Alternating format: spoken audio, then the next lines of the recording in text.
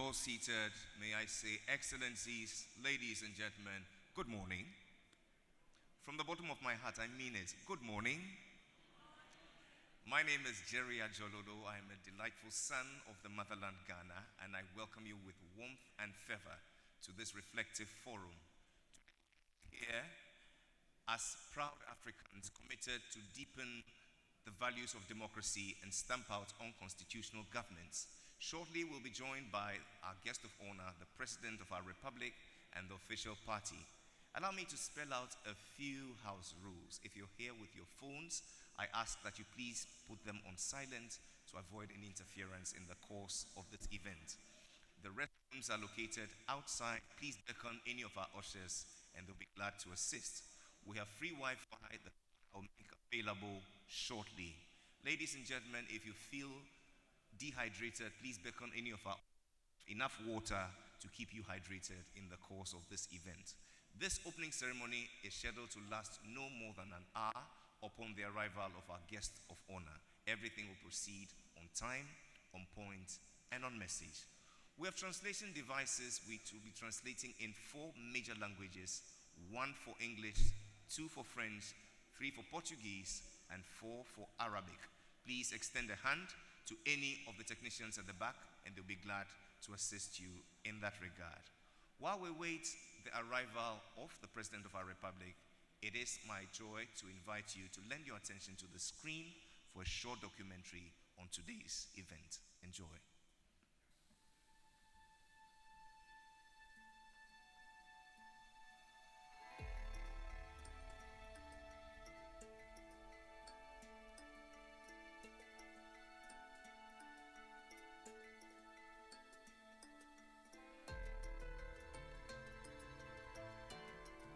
The turn of the new millennium marked a significant shift in the African political landscape as the Organization of African Unity transformed into the African Union, AU. L'Union africaine navigue, j'ose le terme, entre le respect de la souveraineté des États et le respect des engagements, notamment la Charte africaine sur les élections, sur la démocratie, que nous nous sommes donnés. La tâche n'est pas facile. Nous continuons à plaider, à convaincre les uns et les autres sur la nécessité de procéder autrement, éviter la violence. Et donc, le plus important, c'est respecter les constitutions qu'on s'est données. This transition aimed at fostering multi-party democracy and sustainable development. Democracy is the cornerstone of the Africa we want, the Africa we are building. Africa that is united, integrated, peaceful, but also, most importantly, democratic. It is for this reason that Agenda 2063 emphasizes, underscores the most important ideals of democracy: inclusion, constitutionalism, and the rule of law through democratic elections. We are here to see how we can be of assistance. We are here to ensure that the processes are clear. Elections are just part of a process because democracy is built over years. You will have an election now, you will have another one. Elections are not the beginning and the end of. We are here to encourage that people accept results. You know, leadership or taking up leadership is like a marriage. And when you have a wedding, you invite people to be witnesses. And the witnesses are not only your immediate family members, but you invite neighbors from another tribe. You invite neighbors from another clan. You invite all interrelated people, in fact, the whole village. With the end of the Cold War and the global dominance of the liberal model, Africa underwent transitions, emphasizing pluralist elections, multi-party systems, and the rejection of militarism. We need to empower maybe the public so that we don't see elections like a do or die thing, so that we make it look like a national thing, an international thing, a regional thing. Elections form the foundation or the basis of creating a culture of good governance. The AU assumed continental leadership by deploying and managing election observation missions, ensuring proper conduct during elections. On va bien voir ça, c'est la démocratie. Quand l'Union africaine vient pour superviser les élections dans une localité, là nous sommes reculés. Quand vous voyez Makabana, c'est un coin reculé. I think things have changed. I'm so happy. I'm seeing so many observers. I see so many vehicles. As they were entering, I was surprised. What's going on? When African Union come in any of the member states, it brings to that member state self-esteem, self-confidence to say, my parent, the organ is here now.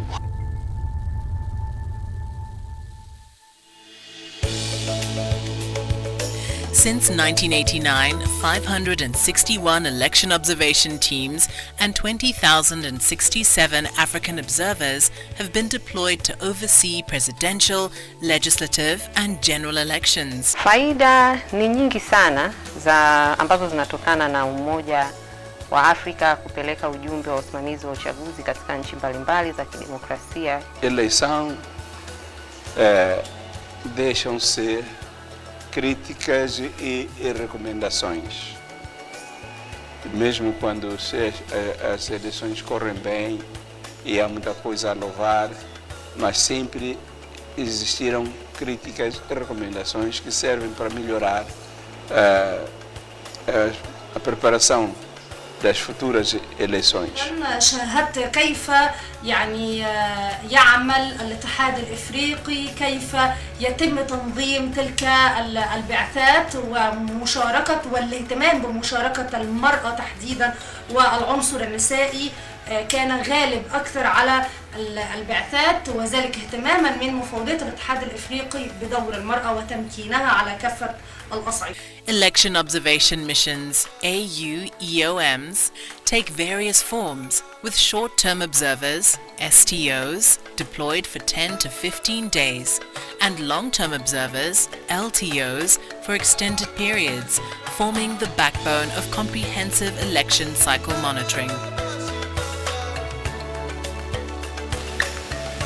I believe that African Union does not only stop at the paperwork. They also send the youths into the field for the practical aspect by empowering them and giving them the chance to play their quota when it comes to ensuring and maintaining peace, stability and security in our continent. L'observatrice, c'est de l'œil qui veille sur le processus électoral sur terrain. C'est une responsabilité d'être vraiment sincère et d'être vraiment vigilant pour transmettre les informations. Various instruments contribute to the legal, policy and diplomatic legitimacy of AU-EOMs in Africa, aligning with the hierarchy of norms globally. Nous nous référons d'abord aux institutions de la République, objet des élections. Nous nous référons à la loi. Nous nous référons aux principes qui ont été acceptés par ce pays et qui cadrent avec la communauté régionale, la communauté internationale, pour nous rassurer que l'organisation de ces élections cadre avec tout cela. Post-election, AU-EOMs engage in preventative diplomacy and mediation, identifying early warning signals to prevent political violence or insecurity. The integrated approach, introduced in the August 2022 Zambia elections and subsequently deployed in the Gambia, Kenya, Lesotho and Nigeria, involves extended engagement by the head of mission of AUC officials.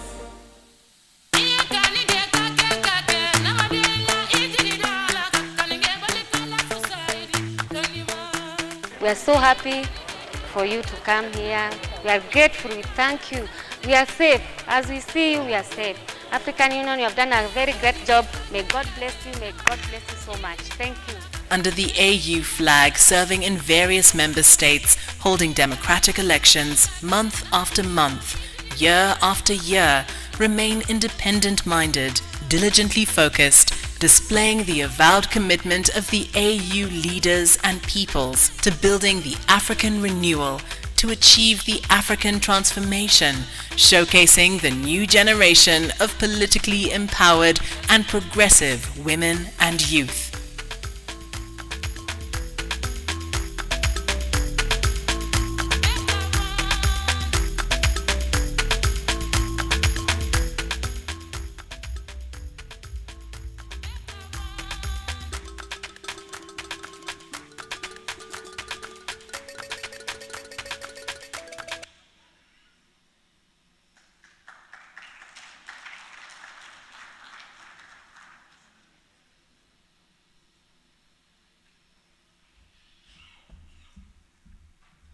Anchored on this foundation, Excellencies, ladies and gentlemen, all is set now for us to begin today's event. I ask that we wait patiently for our guest of honor and his entourage. The Ghana Police Band will regale us with some music.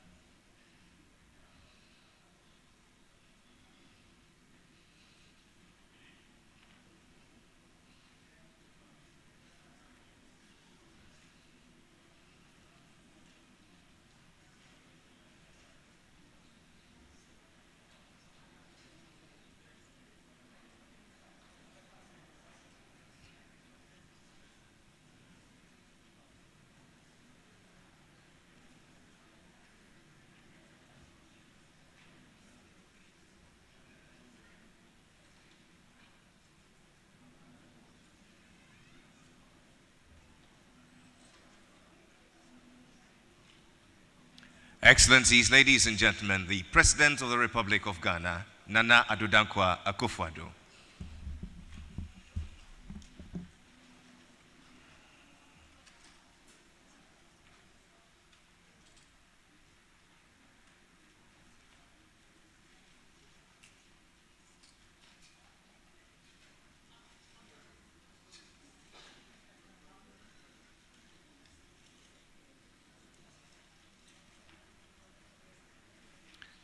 The anthems of the African Union and the Republic of Ghana.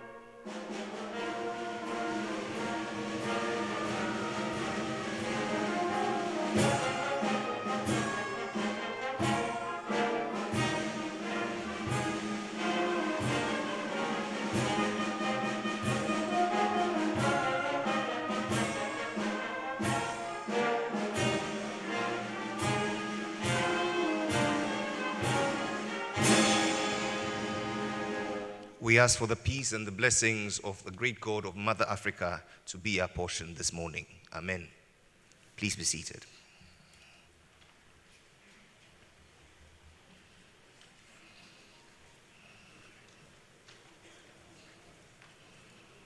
To you, the President of the Republic of Ghana, a co-collaborator of this forum, Nana Addo Akufo-Addo, ably accompanied by the Minister of Foreign Affairs and Regional Integration of the Republic of Ghana, the Honorable Shirley Ayokoboche, the Minister for Chieftaincy and Religious Affairs, the Honorable Stephen Asamoah Boateng, the Minister for National Security, the Honorable Albert Kandapa, to you, Your Excellency Ambassador Bankole Adioye, a Commissioner for Political Affairs, Peace and Security, representing the Chair of the African Union Commission, Your Excellency Ambassador Emilia Nkusa, Permanent Representative of the Republic of Namibia and Chairperson of the Peace and Security Council, Professor Babukar Kante, Chair of the AU Panel of the Wise, Your Excellency Dr. Mohammed Ibn Chambas, the AU High Representative for Silencing the Guns, Madam Cynthia Chingwenya,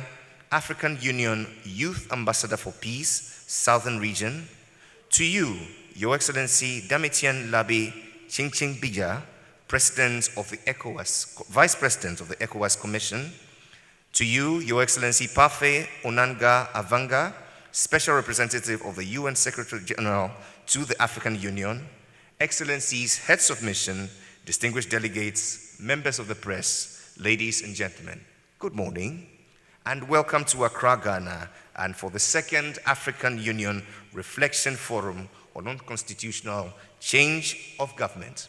My name is Jerry Ajololo. I'm delighted to welcome you all to this land of peace and security, a bastion of democracy since 1992, since we subjected ourselves to this experiment. I pray that you find within the four walls of this place and in the serenity of this nation of ours the much needed peace as you deliberate. In welcoming us this morning, it's my pleasure to invite the permanent representative of the Republic of Namibia and chairperson of the Peace and Security Council, Her Excellency Ambassador Emilia Nkusa. Please welcome her warmly.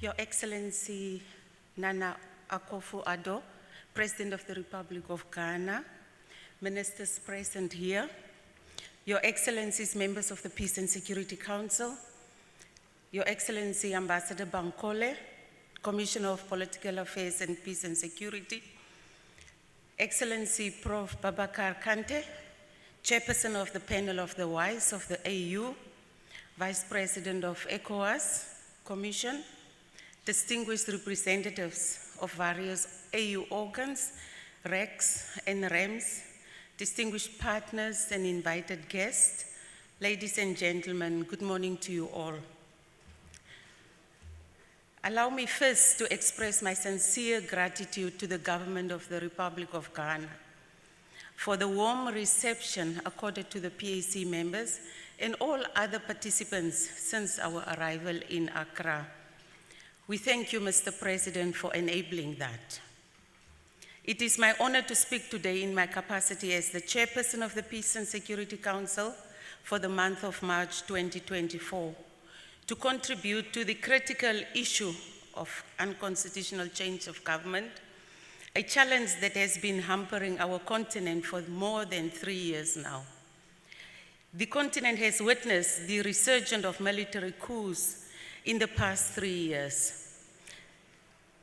This second Accra Forum thus provides an opportunity to all of us to take stock and assess the implementation of the declaration of the first forum. Since the adoption of the declaration of the first forum, apologies.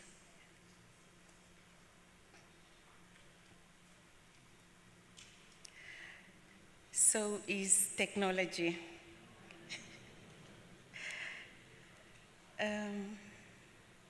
Since the adoption of the declaration of the first forum, we have made some progress in addressing the issue of unconstitutional change of government, including the issue of unconstitutional changes of government in May 2022 in Malabo, Equatorial Guinea.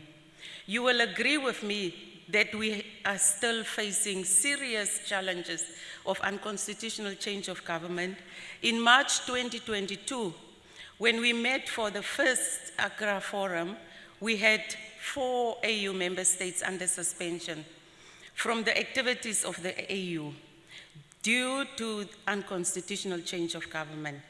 As we meet today, 2 more members have been suspended, making it a total of 6 members.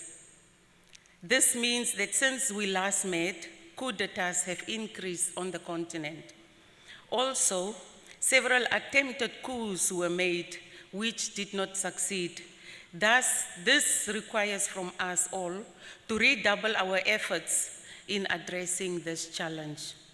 As we convene this second session of the forum, it is critical to objectively take stock of the developments in the continent since the inaugural forum. Equally important is to also assess the impact of the 16th Extraordinary Summit of the AU held in Malabo. The ultimate aim is to effectively prevent the recurrence of the scourge, guarantee peace, security and stability, sustainability development, as well as the prosperity in our continent, and looking at the root causes and main drivers of this scourge in order to bring it under control. The Peace and Security Council is deeply concerned with the resurgence of coup d'etats on the continent. As a standing decision-making organ on behalf of all AU member states, the Peace and Security Council has been consistent and firm on issues of military takeovers and any other forms of UCG. In line with the AU instruments, the AU has a zero-tolerance policy for unconstitutional change of government, and that is what is guiding the Peace and Security Council. Furthermore, the Peace and Security Council has been backing up and supporting the decisions of regional economic communities and regional mechanisms where possible with regard to coup d'etats. I want to emphasize here that the Peace and Security Council efforts will continue to be sharpened and enhanced. Our continent faces a serious number of threats in the peace and security landscape. But the most critical issue to be considered is the issue of governance at national levels. It is regrettable, Your Excellencies, that in some circumstances we have been in denial and regard it as a taboo to admit that our governance structures are facing challenges that need to be addressed. This has largely been a result of sensitivities about the interface between sovereignty and AU instruments on democratic governance, particularly Article 23(5) of the African Charter on Democracy, Elections and Governance. If we don't diagnose the problem, we will not be able to treat it. It is important to encompass governance in all its aspects, including political, human rights, constitutional, economic management, and social economic comprehensively. If we fail to take into account the will and legitimate expectations of our citizens, or continue to manipulate our constitutions, we will continue to create recipes for more popular uprisings, military takeovers, and other forms of unconstitutional changes of government on our continent. All this will be as a result of frustrations of the citizens who are failing to find appropriate channels to address their concerns. I underline the need to prioritize the involvement of women and youth in shaping our beloved continent. Though under no circumstances should the continent embrace situations of unconstitutional changes of government, it is our responsibility to ensure that as leaders, we adhere to the values of democracy and good governance and address the legitimate concerns of our citizens. As a preventive measure, we need to reflect deeper and come up with other necessary steps. Implementation of our decisions at both national, regional, and continental is key to advance the aspirations of our people. Your Excellencies, ladies and gentlemen, let me conclude by emphasizing that in the second Accra Forum, we need to be as candid and frank as possible to allow the AU to gather genuine first-hand information, including the implementation status of the first Accra Declaration and the decisions of the Malabo Extraordinary Summit. Once again, I thank the AU Commission for the organization of this event, which is of critical importance. In the same vein, allow me to appreciate the efforts of the Republic of Ghana for hosting this important event, an event that seeks to enhance our efforts to improve governance and democracy on the continent, and thus contribute to the elimination of the unconstitutional changes of government. As PAC, we are ready to listen, and I thank you so much for your attention.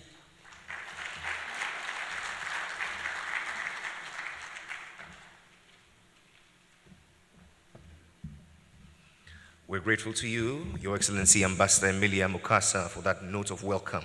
And following on that inclusive call to empower women and the youth, it's my pleasure to invite the African Union Youth Ambassador for Peace for the Southern Region. Make welcome Madame Cynthia Chegwenya.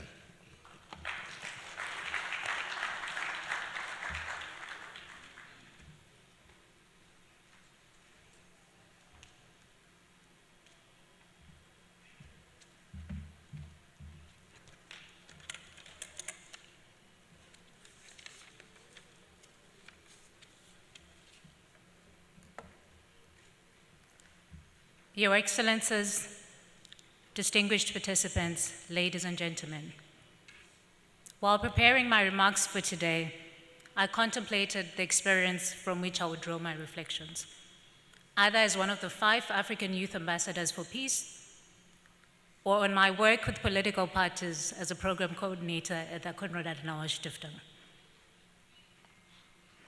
And to be honest with you, none of these professional capacities proved sufficient, because I do realize that it is a privilege and it may be limiting and representing the reflections of the majority of African youth. So today, Your Excellencies, allow me to speak simply as a young African citizen. First, the state of democracy, not just in Africa, but globally, is concerning. And this is more true in a time where we observe a remarkable, if not dramatic, decline in democracy. Unfortunately, I cannot remind us of the euphoria and hope that the dawn of democracy brought in the 70s and 80s, because I simply was not born yet. What I can reflect on, however, are recent development. And the question is, why is democracy, which in principle is very progressive, losing arguments that it should win, and military governments winning arguments that they should lose? Why have we witnessed the popularity of military coups with notable and an indisputable civilian support despite the adoption and endorsement of the Malabo Declaration in 2022? This is also substantiated by the increased number of suspended AU member states, constitutional crisis, and open disregard for the rule of law, as well as continued dynasties in democratic republic systems. Second, for young people, economic challenges such as unemployment are rampant, and they worsen food insecurities, while the limited ability to adapt to climate change leave us questioning the extent to which democracy can deliver on public goods, and the extent to which youth are co-creators in designing responses to the crises that I've mentioned above, which have both global and regional implications. These are the realities we need the courage to address and to reflect on at this and other fora. I guess that leaves Africa at a very critical point, and that is we are a continent in transition. How can we understand democracy as it is and democracy as it should be? The answer is in committing to inclusive and functional institutions. Admittedly, participatory governance in and of itself is not a solution. However, it enables co-creation, an acknowledgement that in the interim, while we face the challenges that I have alluded to, people, the state, and their governments are in partnerships to creating the solutions we want to see. Bridging marginalizations in governance is actually the antidote to alternatives such as protests, coups, radicalization, as well as other challenges we face, which are transitory. In line with the global historical context, I want to share with you an account retold by a Tanzanian politician I met. It is the story of Mwalimu Julius Nyerere, after whom the AU's Peace and Security Building is named. In conversation with a Singaporean statesman, President Mwalimu Nyerere shared a well-known adage: when elephants fight, it is the grass that suffers. However, a question ensued: what happens when elephants make love? And as you guessed it right, the grass still suffers. So Africa, yes, finds itself at a point of several transitions, not just in democracy, but also in terms of its demographics. There are emerging technologies that ought to change our lives in unimaginable ways, as well as geopolitical tensions. So are we, as Africans, aware of this potential and prepared enough to capitalize on the opportunities that our current challenges bring in our growing role on the global scene, including in the G20? In reference to the adage, the grass should adapt and stop its suffrage, regardless of what the elephants do. Some of the recommendations that I will browse through because of limited time include the development of national action plans on youth, peace, and security, which I request should be a priority for all member states. The international community too, our development partners, are a key part of this equation. It is essential to consider new approaches when partnering with Africa. The Ezulwini Consensus and the calls for representation at the international level must be considered. They are not a threat, but rather in stark contrast They signal a hope for the same inclusive architecture that I have underscored as necessary at the national and regional levels, without which international institutions are implicated, they become less attractive and create gaps for alternatives that may not be in the best interest of democracy, of global security, as well as development. In closing, Your Excellencies, I would be remiss if I leave this podium without teaching you a bit of Shona, and I am Shona speaking. In my culture, when people say good morning, we say makadi, and the response is tiripo kana muripo. The same applies in the afternoon. And I'm happy my ambassador Nyamudeza is here to attest to this. And tiripo kana muripo means I am well if you are well. I am okay if you are okay. And that attests to the oneness of our humanity. Such concepts are found also in South Africa, in Ubuntu, as well as in Kinyarwanda, Ubumuntu. Our humanity is interconnected. Conflicts such as the Russo-Ukraine war, tensions in the Middle East, as well as geopolitical tensions, have implications which are felt disproportionately on the African continent, and we all need to act together. Overall, I'm yet to be convinced that the celebrations we see towards unconstitutional changes of government are indeed a clear-cut jubilation and a preference for military leadership, but rather a protest against bad leadership and against bad governance. Ladies and gentlemen, what African Youth harbor is not just a mere dissatisfaction with the status quo.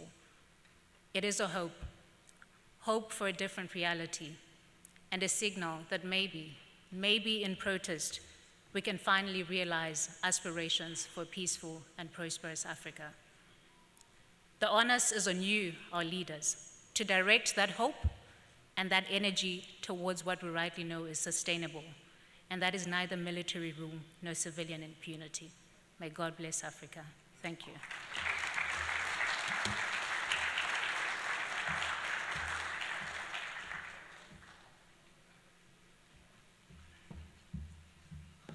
And on the back of that powerful youth manifesto, it's my pleasure to invite the Vice President of the ECOWAS Commission, Mr. Damtien Labi Chinchi Binja, for her remarks. A round of applause.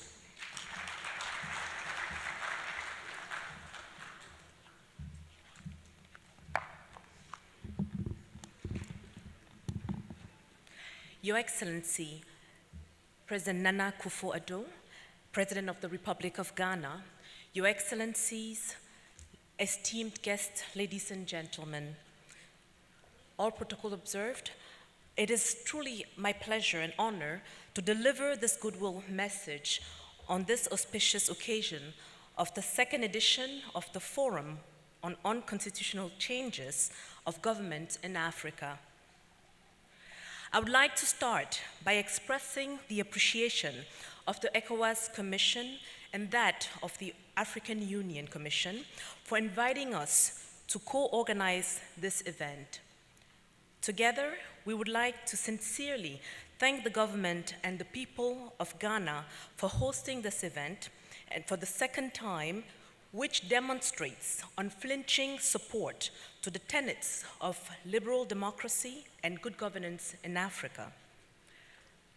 Permit me to also express the profound gratitude of the ECOWAS Commission to the President of the Republic of Ghana, His Excellency Nana Akufo-Addo, for the remarkable leadership during his tenure as chair of the ECOWAS Authority of Heads of State and Government, and particularly during the trying times occasioned by the coups d'etats in Mali, Guinea, Burkina Faso, and for his tireless efforts in making sure that we address the challenges of unconstitutional changes of government in the ECOWAS region.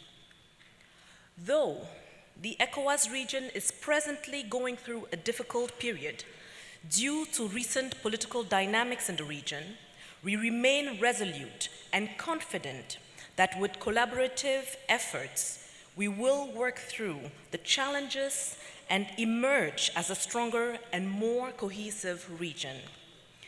Distinguished guests, ladies and gentlemen, despite the fact that West Africa was the first region on the continent to democratize after the end of the Cold War, setting the stage for 2 decades of enduring stability and growth, prosperity, the recent coups d'etats in some of our member states are a clear indication that we must renew our social contract, strengthen our democratic institutions, and refocus on delivery-oriented governance.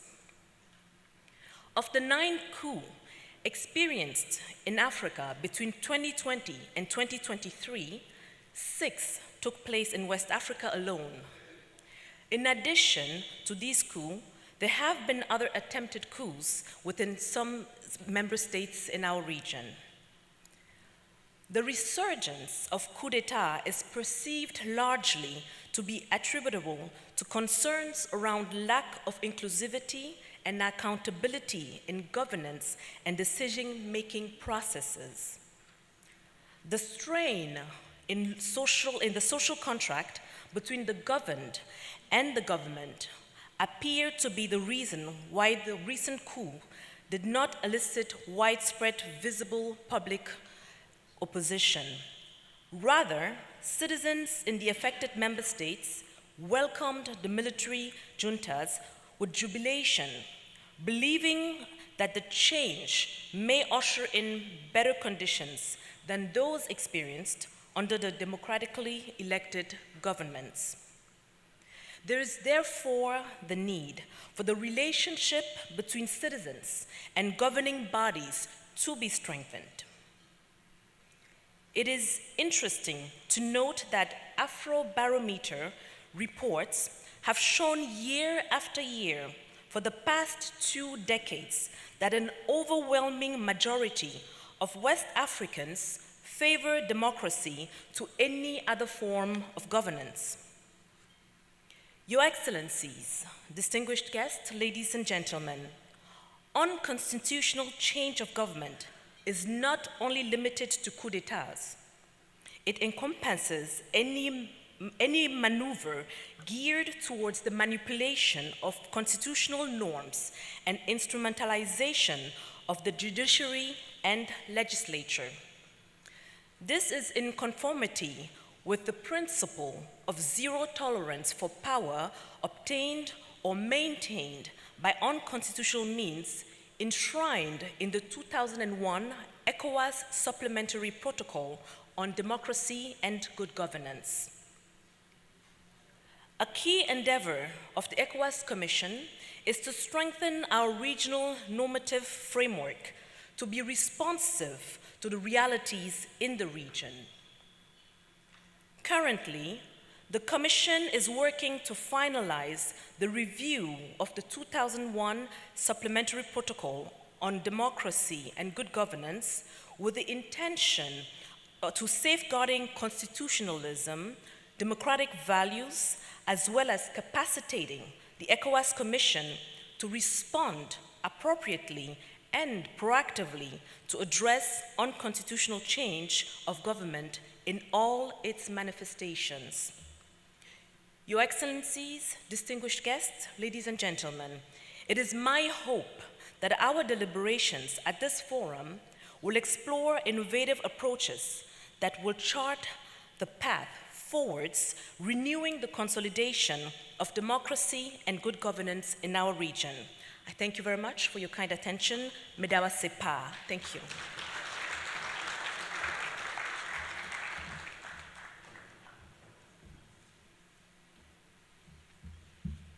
Thank you very much, Madame Tamitien Labi Chinchimbija. And now, ladies and gentlemen, all is set for the President of our Republic. Make welcome Nana Addo Dankwa Akufo-Addo.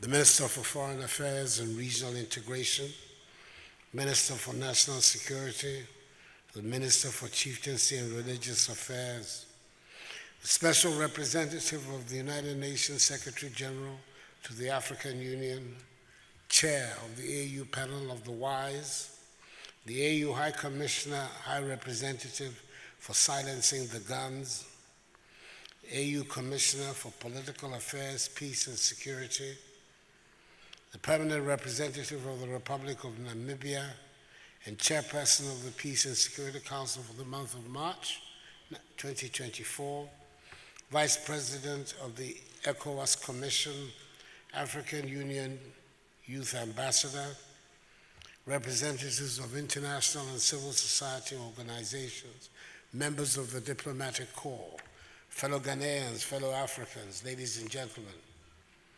Distinguished ladies and gentlemen, before I start my presentation, let us remember that no effort for peace will succeed or endure without the meaningful contribution and inclusion of women and girls.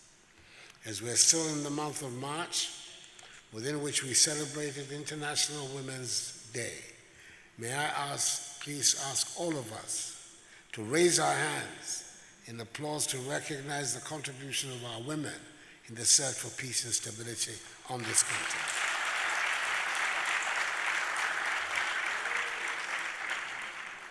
Excellencies, distinguished delegates, in March 2022, Ghana made her facilities available for the hosting of the Accra Forum, which led to the adoption of a landmark declaration outlining Africa's collective vision and plans for addressing the scourge of unconstitutional changes of governments. The diversity and rich inputs generated by all of us on the subject ultimately culminated in the Accra Declaration on Unconstitutional Changes of Governments, which crystallized our collective position and orientation in the management of the challenge. The Accra Declaration expresses effectively our commitment to address comprehensively the underlying drivers of unconstitutional changes of governments, particularly the aspects of governance deficits and the manipulation of democratic processes, including tampering with electoral laws, constitutional provisions, and term limits with the goal of benefiting at the expense of democratic norms and principles. It appeals to member states to respect their respective national constitutions, especially adherence to presidential term limits, and to organize free, fair, transparent, and credible elections in line with national laws and international norms, as well as respecting the outcomes of elections. Accordingly, on 28 May 2022, the Assembly of the African Union held the 16th Extraordinary Summit in Malabo, which endorsed the Accra Declaration and made provisions to enhance the effectiveness of our collective response to the spread of coups. The Accra Declaration and the Malabo Summit decisions affirmed our collective commitment to the principle of zero tolerance for coup d'etats. It is a pity that one member state seems bent on undermining the Accra Declaration and our collective stance on term extensions and unconstitutional changes of government. Nonetheless, I'm happy that Africa's position on this matter, in letter and spirit, is an unequivocal condemnation of any form of ascent to power that is outside constitutional provisions and inimical to democratic norms. As I indicated on Tuesday, 15th March 2022, when we gathered in this same hall, I presented some statistics on the state of governance in Africa. To measure the progress made or otherwise, permit me to revisit the state of governance in Africa to serve as the basis for comparison with what the situation was in 2022. When we gathered here 2 years ago, 4 member states of our union had been suspended due to the occurrence of unconstitutional changes of governments in their territories. The situation was so dire that our meeting here in Accra was clearly necessary. Today, 2 years later, the situation has worsened. As we gather here, 6 member states of the Union have been suspended for the same reasons. This is an extraordinary occurrence in our efforts to safeguard the ideals of democracy in Africa. What is more, is that the territories with which the 2 coups in 2023 occurred have created a geographical spread, which many refer to as the coup belt, stretching from the Atlantic coast here in West Africa through the Sahel to the Red Sea coast in the Horn of Africa. The questions to ask as we have convened again are, what do these further developments tell us about the implementation of the outcomes of our inaugural 2022 forum, and indeed, the Malabo summit in May of the same year? From all indications, there's been a deterioration, and we must answer why, even in the best of instances, only incremental progress is being made. I believe that in this situation, like everything else, identify why things have not worked is a major step in knowing how to make things work going forward. Ladies and gentlemen, I don't intend to spend our limited time here rehashing the same things. However, I want us to reflect critically on a few things. First, why does it appear that a good percentage of the population of countries affected by coups in recent times celebrated the occurrence of the phenomenon? Is it a case that African citizens are welcoming to some coups or a celebration of change? Secondly, are we seeing a rise in coups d'etats because of the failure of early warning or ineffective responses?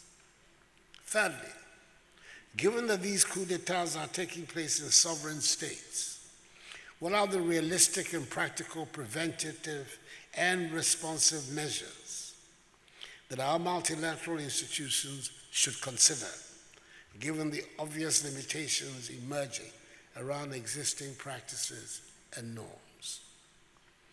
The answer to the first question, ladies and gentlemen, is clear. The celebrations are more about change than support for coups.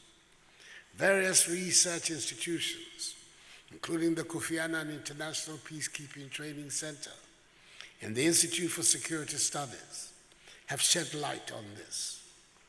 When elections are not truly free and fair, and legal tactics are employed to undermine the spirit of democracy, when legal loopholes are exploited to subvert constitutional provisions that guarantee inclusion and participation, and when state apparatus is used to muzzle freedom of expression, citizens begin to feel the democratic processes have taken them hostage and often celebrate anything that looks like an end to their present predicament.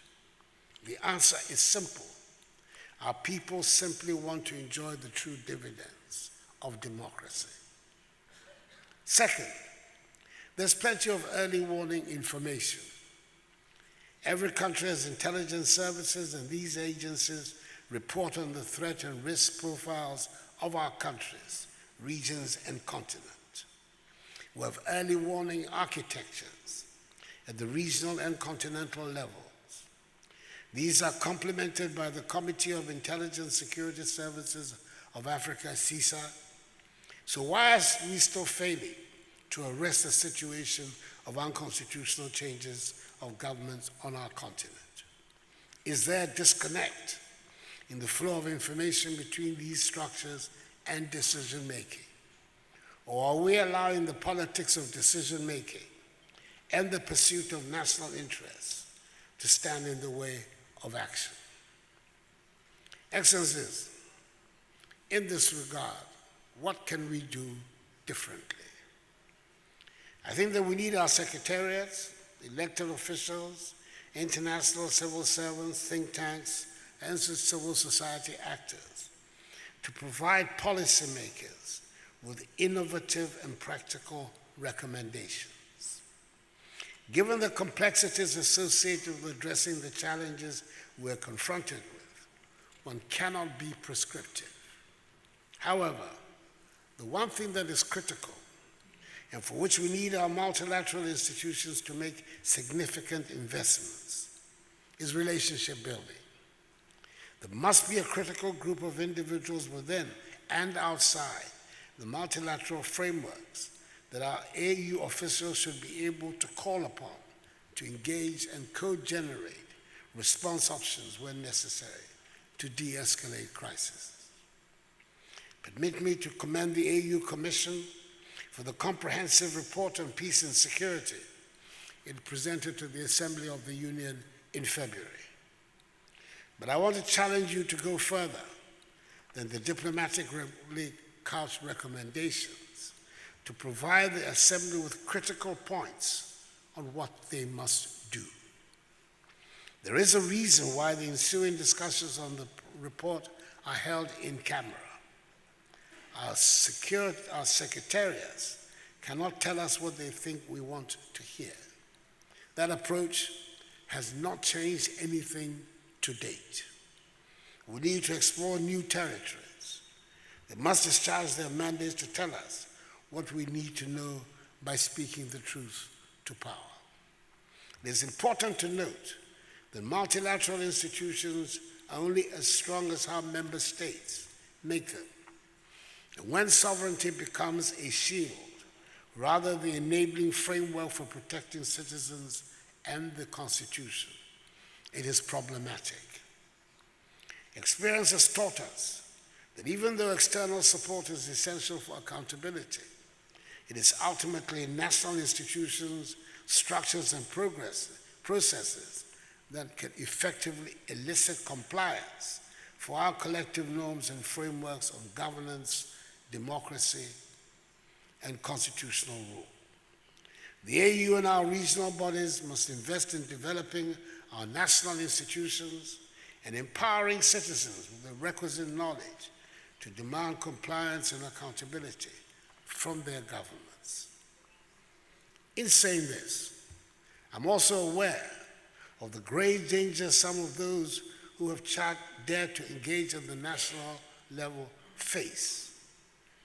In those instances where the defenders of governance and constitutionalism face repression, we must raise our voices in their defense as a collective.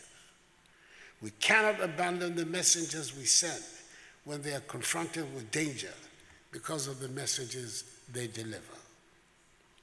Finally, as we reflect on the state of unconstitutional changes of government, I'd like to draw attention to two burning issues that require urgent attention. One is the ongoing war in Sudan, a consequence of the 25th October 2021 that led to the resignation of the transitional Prime Minister Hamdok. There is no way we can talk of a return to constitutionalism without ending the violence that is ravaging the people of the country. Thus urge the Commissioner for Political Affairs, Peace and Security, and his team to redouble efforts to find a solution to the violence in Sudan, which is generating considerable mass discontent and displacement. The second issue is the imminent threat to West Africa's long-standing integration experience.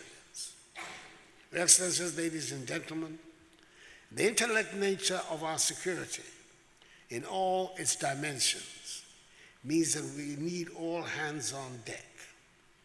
How can we afford disunity in the face of a common threat? Again, charge the AU Department of Political Affairs, Peace and Security to work closely with ECOWAS to identify ways to prevent the withdrawal of the states that have signaled their intention to leave. Before I conclude, it is my hope that this forum will provide pragmatic solutions to the challenges of unconstitutional changes of government. It is my conviction that this gathering is best placed to help prefer solutions to the many questions we currently face in the subject area. I want to assure you of the full support of the government and people of Ghana for your productive deliberations over the next 2 days. Accordingly, Your Excellencies, ladies and gentlemen, it is my honor and pleasure to declare this forum officially open.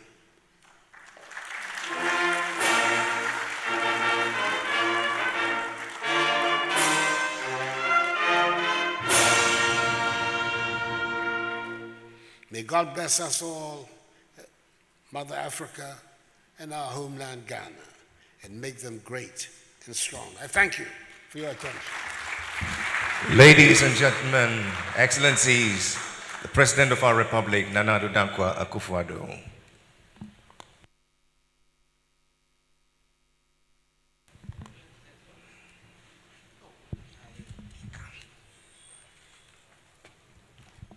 Ladies and gentlemen, please be seated.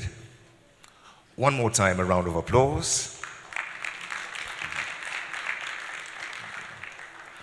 Mr. President, if it pleases you, humbly, I would like to invite you, ably accompanied by our Minister for Foreign Affairs and Regional Integration, together with the Commissioner for Political Affairs and the Commissioner herself, as they make this presentation to you.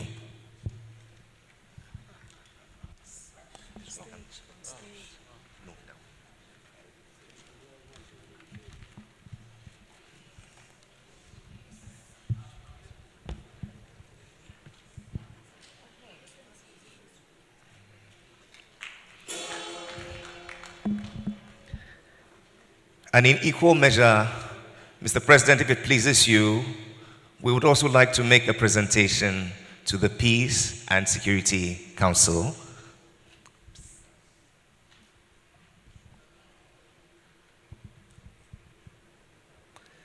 Ghana, having been a member of the Peace and Security Council for 4 consecutive years, gives this token of our appreciation to the Secretariat, and the chairperson will present on behalf.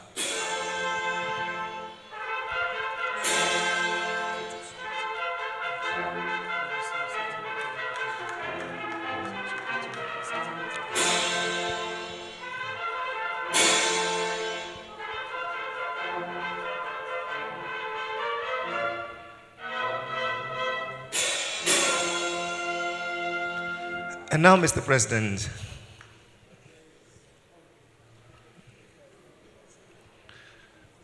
if it pleases you, would like to have 3 brief photo sessions, and then we shall call it.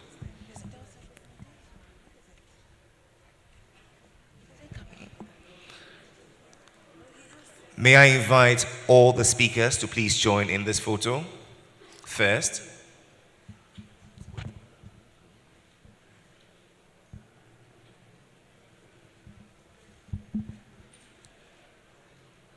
Secondly, I shall invite all the members of the front row to please join, Your Excellencies.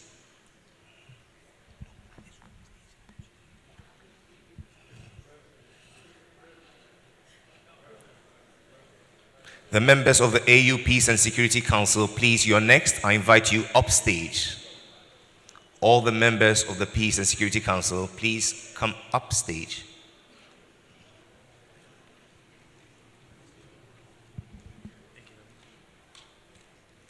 Incoming and outgoing AU Youth Ambassadors for Peace, please stand in readiness.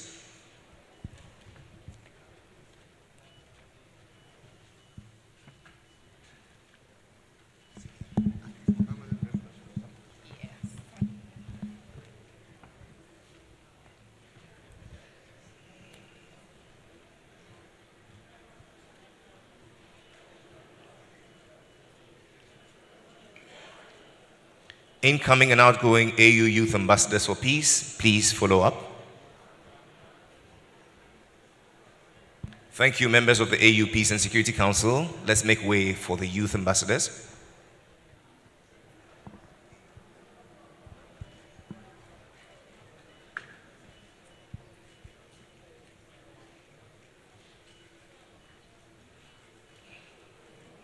This will be the last photo. Please come up.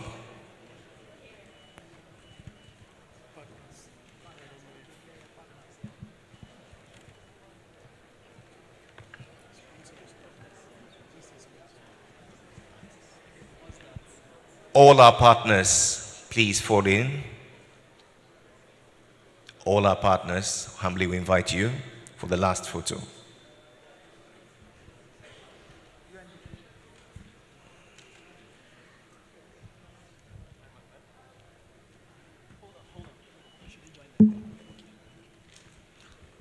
Youth ambassadors, thank you. Let's now have all our partners.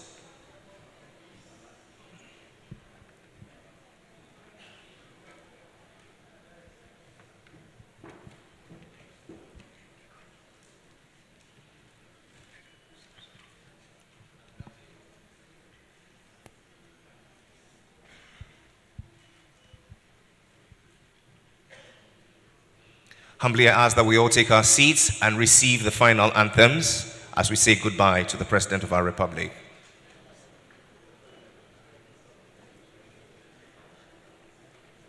I ask that we all please rise and hold ourselves in readiness for the anthems of the African Union and the Republic of Ghana.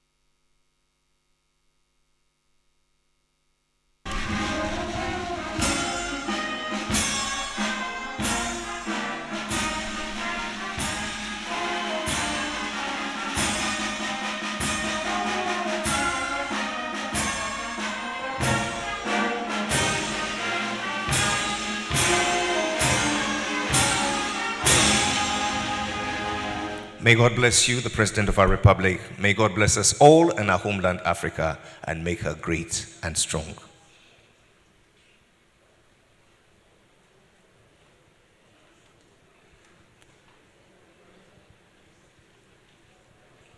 Excellencies, ladies and gentlemen, please be seated.